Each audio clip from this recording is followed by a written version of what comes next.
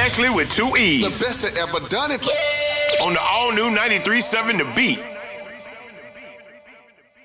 All right, so y'all need 93.7 The Beat, H-Town's for hip-hop and home of the Breakfast Club. Y'all know my name is Ashley, but I got a new homie. He goes by Chill. Yeah. But that is not your God-given, or your mother-given name, right? Nah, it's not. It came from a chili bowl, but it's a whole nother story. We'll talk about that. That's another interview, another day.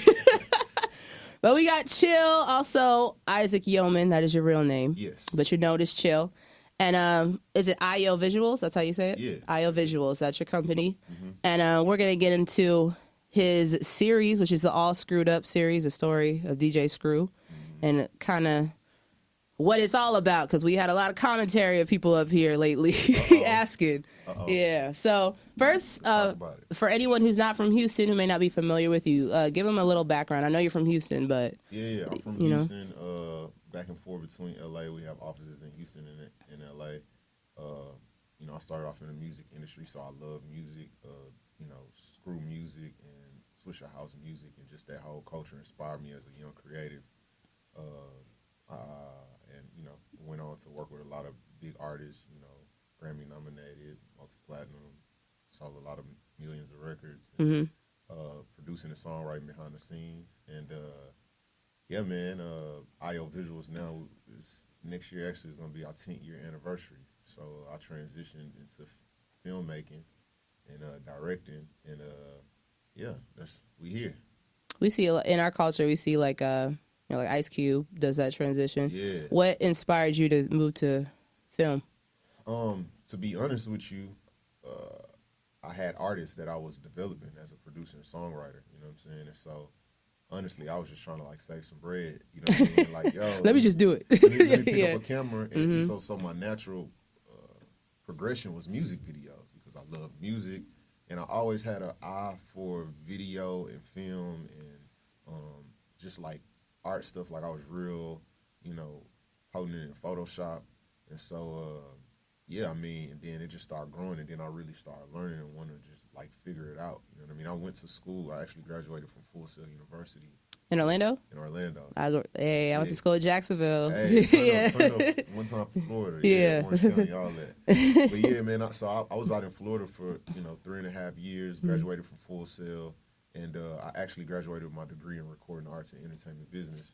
But I always had a love for film, and I met a lot of cool, I had more film friends after college than people in music. In music, yeah. Yeah, so, I always had a love for it, but I honestly, 10 years ago, I could have never told you that I was going to be, a director on this magnitude, you know what I mean? I was just messing around with it, and, man, I feel like God gave me a gift to have a great eye, and, as I grew older, I tried to, not get into, I was just music is my love, you know what I'm saying? This is what I'm supposed to do, you know what I'm saying? And then stuff started popping. I'm working with all types of huge artists that I never thought I'd work with. I'm like, this is my calling.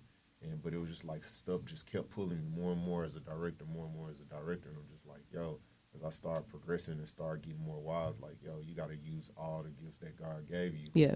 You know what I mean? So now, man, it's crazy. It started off as a little side hustle and just trying to get over. And now it's 90%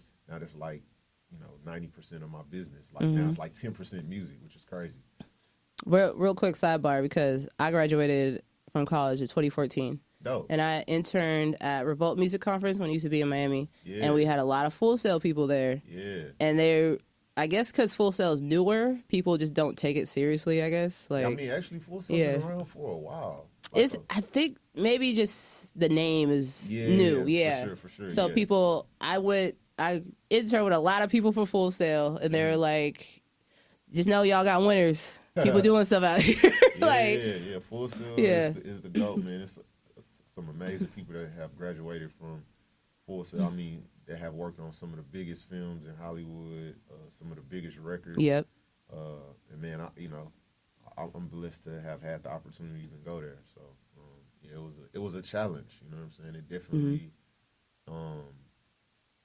made me get on my hustle, and it really prepared me. They call it Full Sail real world education. We literally have classes at 12 a.m. You know what I mean? So it sets you up for what the real world is going to be like. And so, man, I appreciate Full Sail, and I tell everybody that go to school in any magnitude, whatever you're going to school for, like, yeah, you want to go and get good grades and all of that, you know what I mean, and learn what you're supposed to be there to learn. But I would say the biggest thing that I took from Full Sail was my relationships. My relationships that I got at Full Sail are worth more than what, because I already knew Pro Tools and all of that stuff. And yeah, it was a lot of the stuff on the music business end that I did not know. Really got familiar with contracts and just learning how to maneuver through that side. But man, my relationships, like I still like, I mean, man, like over 10 years later, you know what I mean, since I graduated from Full Sail, and I mean, like I still are super, like I just did a project with Sony Pictures and Marvel Studios with a chick, Jamie, in LA that I went to Full Sail with. You know what I mean? So it's just crazy, like, you know what I mean? So, man, when you go to school, man, utilize them. It's also a very good networking opportunity. That's probably, a lot of people don't realize this, but like when you're in college, that's probably the most amount of people that you're going to be around at one time. In your life, In your life. You know what I mean? Like, and so, man, you got to, create your relationships, and obviously don't go into it being, opportunistic, but if that's a word. But, just create relationships, build bonds, build friends. Don't just go to class and just, you know what I mean? I'm glad you brought that up, because I tell like, for me, it's like women are just students in radio now. I get a lot of TSU kids. It's like, I want to do what you do, like this. I'm like, okay, but you got to work for it. But also make sure you're spending your time wisely at college, and you're really paying. You could learn everything off YouTube today. Like, literally, you're really paying for the network. Yeah. Like I said, I interned at Revolt, and I know the whole Revolt staff because I interned for them for like 3 years straight. But we're getting off topic. This is black people in education, man. But moving on from that, I went through your page because I just wanted to, like, familiarize myself with your work. We're going to talk about some of the big names on this page, and he ain't saying. But I sent a video of a brand partnership commercial you did with Kirko, because Kirko's one of my good friends. And I was like, you acted now? Like, I was like, you ain't never told me about this. He's like, it ain't about that. An actor. Yeah. But you do, you said music videos, brand partnerships. So how did you get into the actual full-length film, endeavor? It was a hard transition, you know what I mean? Like, I started off directing music videos. And, man, shout out to Kirko, man. That's my brother. Like, you did something for him? No lie, he was probably the biggest music video I did that really jumped board in my career. This is when, like, right after Drinking My Cup. Okay. And Fetty Wap, had the, yeah, baby. You know what I'm saying? Yeah. You know what I'm saying? Him and Kirko had a record called Worry About You. This was 2015. Man, this was long. I remember because that's when I moved to College Station. And that's when that came out, This was long ago, you know what I mean? And that video was my first video that had ever got, like, in the millions. You know what I mean? And, a lot of people don't know a crazy story about that, but I put up a lot of my own money to do that video because I wanted to show people, like, I was a real director. Because, like you said, like, people get confused. Like, in the film industry, people know me as Isaac. And then in the music industry, people know me as Chill. So it's, like, confusing. It's kind of like LeBron. Like, LeBron could be the dopest MC. He could really have bars. But you're going to be like, LeBron, bro, if you don't get your butt back on that court, you LeBron. Like, you know what I'm saying? Like, you LeBron. Like, what are you saying? Yeah. But he really could be dope. You know what I'm saying? And so, like, in the film world, I was like, yo, I want to go by Isaac Yowman, my real name, and I want to be respected. Like, I don't want to, like, try to get on because of my music friendships or accolades or any of that. You know what I mean? So I really put in a lot of hard work to really distinguish myself as a film director from a musician, producer, and songwriter. So, and, I basically just start working my way up. I start off music videos, and then I did, like, this cold turkey, like, man, this is probably like 3 years ago. I was like, yo, I'm not doing no more music videos. You know what I'm saying? Because the music video game is very, man, I want to use the right terminology. It's just like, music, people who create music videos are not appreciated as much as they should be. I'm gonna just say that. And I think we are looked at as very disposable. Like, yo, I'm gonna just work with this person and get as much out of them, and then I'm gonna go on to the next person and get as much out of them, and just, you just like a run through. You know what I mean? And so I really didn't like that part of the game.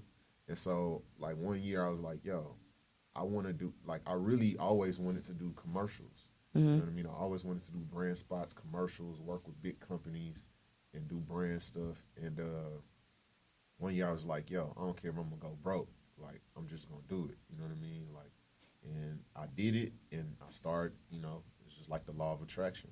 You know what I'm saying? Like, I was like, yo, this is what I want to do. Started getting around the right people. I started doing spec commercials for free just to show, like, yo, I can do this. And then from that stuff, people started hiring me. You know what I mean? And then it just started growing and growing. And I was able to save up my own money and start doing my own narrative and scripted stuff. So that's how I got to the place of being able to, do stuff of this magnitude. Yeah. I was like, I saw Ava on there. Yeah, Ava, man. Shout out to Array. Yeah. Shout out to Ava DuVernay, man. She is a queen. She is such a beautiful soul. Man, she is like, man, I can't even explain it in words. She's just a dope individual, and I appreciate her for giving people like me opportunities. You know what I mean? Her company represents, people of color, and represent, making sure everybody's included, specifically like women, and that's something that I, am strong on too. Like my company, I got a lot of women in my company. You know what I mean? That's strong and from all different nationalities. And that's something that, I want to make sure that women feel empowered in the film industry, because a lot of guys out here are not allowing them to be. Yeah. And I mean, women are just as creative, if not more creative, than some men. So, yeah, man, shout out to Ava. She dope, man. Let's put an amen on that, because that was true. Yeah. 100%. We're going to talk more personally off air, but what you're here for is All Screwed Up. That's a trailer that has not only, like we were saying, the city on fire, but the whole industry on fire. Because I got people from LA, New York that work in radio with me, and they're like, yo, I need the stars, I need the this, I need the that, like we need the whatever. Because like it said, DJ Screw influenced a lot, like in Southern music. Now, we'll get into like what I told you about, the conflict that's going on in the city. But why did it take so long for someone to tell a story? Not even just you, but anybody, because no one really touched it till now. I think people tried. I saw like some YouTube things they try to do. First and foremost, the family, they, man, it was almost a dozen directors, and or production companies that tried to come to them and tell their story. And it just didn't fly. The family wouldn't. They didn't like the direction? Or? Yeah, I mean, I don't know. I can't speak on whatever happened prior to me, but I just know it didn't work out. Yeah. The family, wasn't on board. And, I tried to do my due diligence on making sure that I, took all the right steps, and came prepared, and, I made sure I had everything laid out on, look, this is exactly what I want to do. I didn't make any promises on what was going to happen, and I made a commitment to what I knew that I could do, and I knew that my team could accomplish, and I think they respected that, and they knew, and I think more importantly, they were, they were like, okay, this guy's working in Hollywood, but he's from Houston. He grew up in the culture. He gets the culture. And, that's important, because you never know, like, it's a lot of cultural appropriation going on, and people, trying to be a part of something that may not know exactly what it is. And so I think that was a big thing for them, that understanding, like, I was from the city. I get it. You know what I mean? More importantly, like, I'm a real live screwhead. Like, I really was 11, 12 years old, going to King's Flea Market, trying to get a screw tape. You know what I mean? So I get it. And I think a lot of other people vouched for me alongside that process. And it was, it was a little process to get everything in place. But, man, we like family now. So. Yeah. Being from Houston, though, as a storyteller, even as a journalist, when you are given the responsibility of telling someone's story, you not only feel the weight of them, but you feel the weight of that city, of their family, of their friends. So what were some hesitations you had? Did you have any when you approached this? I don't know if it was hesitations, Mm-hmm. but I definitely wanted to approach things from an organic place. And at the end of the day, I knew like this was a passion project for me. You Mm-hmm. know what I mean? This is a passion project for me, and I knew that my intentions were pure. Like I wanted to do this for Screw, point blank. Period. You know what I mean? If nothing happened financially from this, I was cool with that. You know what I'm saying? Like I just knew that I wanted to do this for Screw because, like you said, so many people that they know the name Mm-hmm. and they know the sound, but a lot of people don't attach it to a person. You know what I mean? It's like Google. You know what I'm saying? It's just like a It's search there. engine. Yeah. You know what I'm saying? It's like, yeah, just Google it. Like they know Screw and they hear the slow down pitch sound, but I don't think a lot of them attach it to a actual person or like what does that person even look like? It's almost like a mythical character. Um, and so I'm like, yo, like um, this story alongside just the story of how much Houston culture contributed to the music game, it got to be told in some shape, form, or fashion. So, Mm-hmm. The so we'll, I was telling Latoria, she saw a little bit. We had a caller last week. He just called up. He's like, "Have y'all seen the trailer?" We're like, "Yeah, of course we did." And he was from the North Side, and he Okay. was like, "I think it's gonna bring up beef again." Oh, wow. And he even mentioned he was like, "But maybe not because Tupac, All Eyes on Me, that didn't bring up any old stuff like that." But he did bring up that Houston is a very proud city, so especially Absolutely. for the younger generation, if their kids that weren't alive, they're too young during the 90s when all that was going on, like would they feel a type of way? I said no, but yeah, I mean, man, it's so that's like 25 plus years ago. Mm-hmm. You know what I mean? It's like watching a new movie Harriet and like, yeah, so after we watch this, we're gonna go back into slavery. You know what I'm saying? Like, bro, not we're quite not like going that. we're not going back to the underground. It's for it's for TV. You feel what I'm saying? Mm-hmm. And the reality of it is that this entire project is based / inspired by true stories. Yeah. So the stuff some of this stuff really happened. You know what I mean? And as a director, I always am sensitive to my city, and so I always think from through a directorial standpoint and directorial lens, like like I got to make this a dope story first and foremost. You know what I mean? So in every story, it has to be a protagonist and an antagonist. You feel what I'm saying? And it gotta tell a story, and it gotta be dope. You know what I'm saying? So from that standpoint alone, I just had to make sure that it was a great story. Mm-hmm. And just to clear the air, like I love the North Side. Yeah. What I'm saying? My family is from the North, from Greens Point. You know what I mean? Shout out to the mayor of the city of Houston. You know what I mean? The city of Houston really supported us on this project. The mayor's office of cultural arts. He from the Fofo, from Acres Home. Yep. Mm-hmm. My actual line producer Miriam, who orchestrated a lot of this, is from Acres Home. I mean, we got people from the SWAT. So this is a project that is going to unite the city, and I think anybody in the city of Houston that sees this project should understand that this is gonna be a dope platform for everybody. It's a story that should have been told just as like a Straight Outta Compton or Absolutely. whatever. It's just our time, and you just got to deal. That's what happened. Like, and deeper than that. You know what I mean? Like man, we gonna try to put as many people, upcoming artists. Shout out Marcus Clay. I saw him in the trailer. Yeah, and not even just actors, just musicians too. Mm-hmm. You know what I mean? You got underscoring of a project. So like I think one thing with this project, I want people to think bigger. This ain't for Houston. This for is the world. This is about Houston, but this is for the world.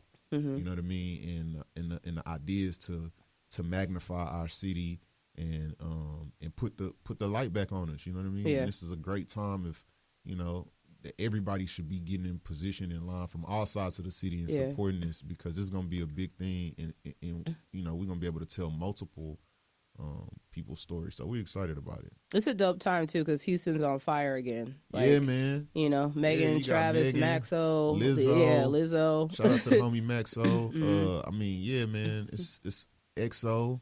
I mean, man, it's just a whole new wave. You know what I'm saying? The Sauce family. Like, shout out to my brother Rizzo. He a part of the project. Like, we got a whole wave. So it's like if you really take a deeper look, it's like we telling a nostalgialistic story, but with people who are now. Yeah. You know what I mean? And so, yeah, man, I think everybody should get behind this. Is a positive thing for the city of Houston. This is a good thing. You know what I mean? And just know that, and it's just like a show. It's power, empire. You know what I'm saying? Like, it's pros and cons. You gotta get like. It wasn't no lovey-dovey story, you know what I'm saying? Yeah. Like, and so, and just know that it's inspired is the key word by true stories, you know what I mean? Like, it's for TV, so some stuff got to be embellished, like, just like you see, you know, the Wu-Tang American Saga, like, all of that stuff is not 100% real, but it gotta be good for TV, so, but yeah, man, this is going to unite the city, and I think this is going to be a great look for the entire city of Houston and all surrounding areas. Yeah. Latoria told me earlier, she mentioned that was the trailer was leaked, but that wasn't the final version, right? Nah, man, I was a little salty. I ain't gonna lie. Hey, I was happy, but I know you, like, as a creator, you're like, damn, because you want your stuff to be right, you know? It wasn't even that it wasn't the final version. It wasn't even done? Like, that wasn't even... It was like, people, like, yo, I woke up and just started seeing mad people on, like, so I'll tell you multiple reasons. So, well, now I'm good. You know what I'm saying? Yeah. First of all, let's clear the air. Now I'm good now, but let's go back. Yeah. But, so, you know what I mean? I wake up and I'm like, yo, there's joint everywhere. And by the time I wake up, like, my team hit me and like, yo, like, we done screenshot this joint. It got millions and millions of views. Like, this person posted on Twitter with 800-some thousand views. This person posting it on Facebook with 700,000 views. And then, like, by the time, you know, it was like, yo, like, we just got to put it on our public page now because we losing millions of views, and it's no way, like, because people were so excited, it just turned into the Wild Wild West. You know what I'm saying? It was just like, it's like millions and millions of views on Twitter, and then you got 100-some people posting on Facebook on their own pages with 2, and 3. Then the blogs like Complex and all of the blogs and stuff start posting. I seen one dude with like 1 million views like in 2 days on Facebook. I'm like, bro, I don't even know, bro. You know what I'm saying? But but it's like, what do? Like, you gonna flag everybody? Yeah. You know what I'm saying? It's just kind of weak. And and again, if the essence of this is about Screw, and we want everybody, like, at some point it just made me smile. Like, bro, we done screwed up the world. Like, what bro wanted. You know what I'm saying? Like, we got everybody in the world talking. We trending on Twitter, not just in Texas, not just in the U.S., worldwide. Like, we was out of here. You know what I'm saying? I'm like, yo, like, it's gonna shine the light and bring so many more eyes on the culture of the city of Houston, because Screw, obviously, you know what I'm saying, started and, you know, did it for the South Side, but it also offspring Swisher House, you know what I mean, which gave birth to a whole nother slew of artists, and those artists helped new artists, and man, it's just like, when you think about Screw's handprint on so much stuff, like, man, this dude is an icon, you know what I'm saying? He was DJ Khaled before DJ Khaled. Exactly. If you really think about that, like, I was chopping it up with my team the other day, like, man, like, even before, like, you know, I might be off, but even before, like, DJs and stuff in New York, like, screaming and stuff over mixtapes, like, if you really think back, like, this was like 93, 94. You got this DJ who putting artists collectively on one tape, creating almost his own instrumental, because he mixing Too Short's Cocktails with UGK Pocket Full of Stones, making it sound like a totally different beat. And he putting an artist that nobody had ever heard of at that time, Lil Kiki from Hersheywood, on it. An artist who went on to sell millions of records, doing tours in Japan 20 years later after his man's death. You know what I mean? That's like, when you think about it in that scope, like, bro was the DJ drummer, the DJ Khaled before. You know what I mean? Like, decades before. That's crazy when you really just think about that. And it's kind of like, Houston may know that, people from Houston may know that, but like, the general commercial people don't. He doesn't get that Exactly. recognition. And people in the industry know. Yeah. You know what I'm saying? People in the industry know. Oh, listen. I can't speak for other New York DJs, but Clue, Jim Jones, they have houses here, and they used to come here all the time because Clue had Desert Storm South, and he has a office here. Yeah. And he told me, he was like, "Oh, that's when I was here." Like, drop one of Clue's bombs. Yes, no, for real. Like, he told me, he was like, "I used to hear like, you know, Screw and shit because he has family here. He'd come back and forth, and he would take it to New York." So we need to do some research into that, like, like a timeline. That's dope, like, though, bro. man. Yeah, just to think about how much the South really inspired impacted the culture. Yeah. You know what I mean? Like, think about it. We 20 years later, and people still. I mean, you got some of the biggest artists, like you said, Travis Scott, Sicko Mode, got Screw music in there. You know what I'm saying? With Big Hawk, slowed down, but he R.I.P. Screw, a single. You know what I mean? But it's like your man Aubrey over here, Drizzy. You know what I mean? So like, but the crazy thing is like, as much as people are at the concerts singing his record, you know, and he says one time for the homie DJ Screw, and he's literally, the whole song is slowed down and screwed. It's probably about 30,000 people that don't know what the hell going on. They don't. You feel what I'm saying? Yeah. And so especially if they're not here. Yeah. Exactly. You know what I mean? But he's performing this song around the world, and people singing word for word, and he's saying one time for the homie DJ Screw, but they might just think that's a partner from OVO. You know what I'm saying? Listen. So it's crazy. So when you think about that, it's like, yo, like, this is big. Yeah. You know what I'm saying? This is very, very big. This is a big thing. And I mean, it's obvious now that millions of people want to see it. And millions of people are excited about this story. So, man, I'm just excited for, not just for my team, but for his family, man. Yeah. His family is excited. You know, I think we sparked so much stuff. Like, we did the press conference the other day. The mayor's office made a DJ Screw Day in the city of Houston.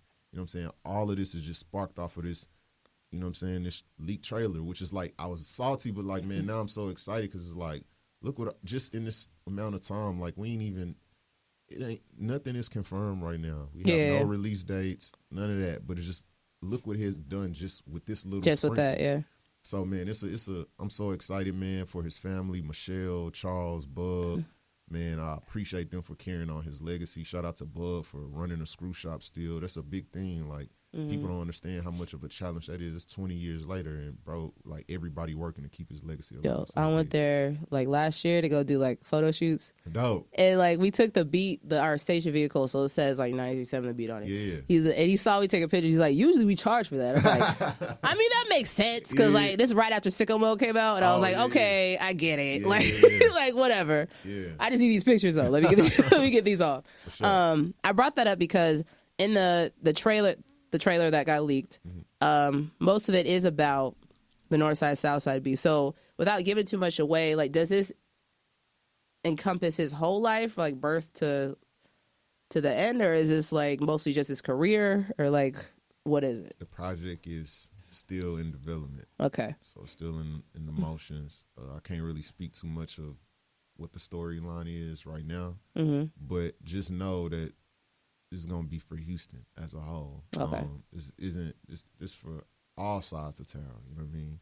And like I said, some of this stuff is just based on true stories. But like I said, man, it's 25 years ago. You know what I mean? Like, I think now everybody, like Paul. I just seen Paul Wall and Kiki put together a new album. It's the North Side and the South Side. Yeah. You feel what I'm saying? That's dope. You know what I'm saying? Like, Paul Wall ripping Swisher House. Even beyond just Paul Wall ripping Swisher House, you got a Caucasian man and a black, the blackest little black. Hey, Paul Wall is one of, like, the coolest people. 3 in the white world. people that you black, He bro. get the Like, pass. Yeah, he get like, the pass. you That's see my his bro. beard? Like, it's real he thick. Big, like, big beard he gang got right some. now. Yeah, like, shout out to the champ, man. It's That's real my bro. thick, bro. But just to see that, like, that camaraderie, you know what I'm saying? Like, from 2 people from 2 different sides of the city, Slim Thug and Zero. You feel what I'm saying? That's the SUC and Swisher House. Like, and we so past that, but so now we just looking back at history and getting some good TV off of it. You know what I'm saying? We ain't got no details. We ain't got a date yet. Nah, man, I can't give you nothing. We ain't got a platform. Man, I don't know nothing and see nothing. I was about to say, I saw the trend. Now that I know it's leaked, I was like, where the hell is it airing? Like, what day am I supposed to, like, stay home for this? It's a lot of speculation, man, but just know it's gonna be big. I mean, one thing that kind of came out of the trailer, like I said, Marcus Clay is in it. He's an artist. Who is the main? Who plays Screw? Who is that? The Kyle Screw. Okay. The child Screw is Kyle Mosley. Okay. He's a dope actor from the city of Houston. Goes to HSPVA. And the lead actor who plays the adult Screw is Roche Washington. He's from Louisiana. Gotcha. Yeah. So, but yeah, I mean, it's people from all over in the project. But the one dope thing about this project is that it's a 100% based Houston production crew. That's a big deal. Yeah. That's a big deal. You know what I mean? Like, stayed out in Hollywood, you know, for a long time, for years. And, you know, having the opportunity to provide opportunities for people from their city is a big deal. You know, and it's dope that you purposely did that. Like, for sure. Okay, it's dope that you purposely did that too. Yeah, man. You know, yeah. I went to Hollywood, but I ain't get Hollywood. You know what I'm saying? Okay. So, yeah. What side of town you from? Oh, I'm from Mo City. Okay, gotcha. But I lived in Houston. I went to Foster Elementary on Yellowstone, right off MLK. So damn. Giving addresses and shit. I was in the trenches. Boys know, shout out to Big Pokey. That boy was off Yellowstone, Podina. Hard as spitting the litter. Hey. You know what I'm saying? Yeah, but, you know, so I've been all over. I've been an implant, but I was raised in Mo City. So, yeah, man, I love Houston. I love the culture. I love all sides. Shout out to the North Side, to, you know, G Dash, T Ferris. That's my brothers from Swisher House. They actually gave me one of my first opportunities when I graduated from Full Sail. I produced some stuff on Paul Wall's album, few records, and actually worked with Lil Kiki when he was at Swisher House. You know what I'm saying? So, man, it's you know, I'm just excited about this project, excited about the unity it's gonna bring for the city, and man, I'm just excited to see the world to be excited about Screw. You know what I mean? And just so thankful for his family for being on board. I'm happy, man. Yeah. So it's time to get to work now. We got to do it right. Yeah. And that's what it's all about, making sure we do it right. Well, you got the response. Yeah. You see, everybody's waiting for it. Yeah, man. I'm just excited to be in Houston during an exciting ass time. I moved here right in time, it's bro. Lit. Where you from? Right in time. I'm from Tacoma, Washington, which is like 45 minutes south of Seattle. Come on, Tacoma. Lived in Jacksonville for 8 years. Went to school there, and then went to college. I moved to College Station 3 years ago. Then I moved here a year ago. So I moved here. All over. Yeah, I moved here literally right before PB's homecoming last year when Megan performed before she got signed. Wow. And then that's when we met. Oh, yeah, you came right in the litness. Talk about God's timing. But I'm not going to ask you too many cop questions. It's not DJ Vlad. I'm not going to incriminate you. We don't have a date yet. It's still in development. Anything else you want to say about the film? Where to find you on social? Where to find your company? IO Visuals? Man, you know, IO Agency, IO Visuals, that's the team. Our site is io.agency, and iovisuals.com. And man, just shout out to Houston, man. I'm glad to be back home. I'll be back in LA next week. We getting to it. He Hollywood, but he Houston though. He H-Town. Come on, man, stop it. Until then, we got Chill. It's the all new 93.7 The Beat.